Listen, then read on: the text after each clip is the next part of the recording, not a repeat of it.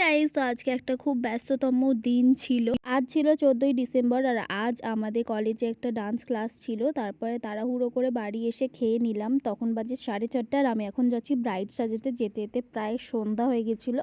তো এটা আমার লাইফের ফার্স্ট মুসলিম ব্রাইড। তো আজ ক্ষীর পিঠা উপলক্ষে আমি যাচ্ছি ওকে সাজাতে।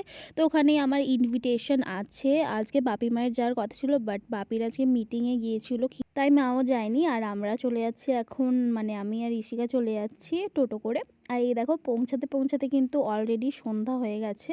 তো আমি ব্রাইডের মুখ দেখাতে পারবো না, কারণ ব্রাইডের একটু মানা ছিল। তাও আমি তোমাদের সাথে কিছু কিছু ভিডিও শেয়ার করেছি, কারণ আমার ডেকোরেশনটা খুব ভালো লাগছিলো। আর আমার এটা ফার্স্ট টাইম কোনো মুসলিম বিয়েবাড়িতে অ্যাটেন্ড করছি।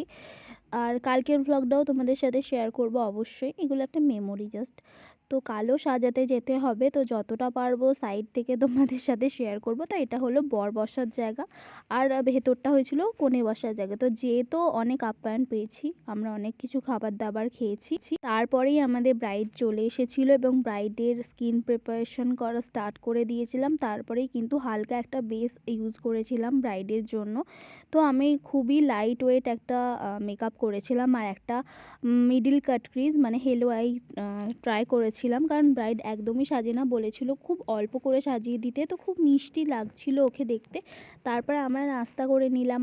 তারপরে আবার ক্ষীর পিঠার কিছু রিচুয়ালস দেখার পর ভাত খেয়ে আবার বাড়ি চলে এলাম। তো এটাই ছিল আজকের ব্লগ। ভালো লাগলে লাইক করে দিও। বাই।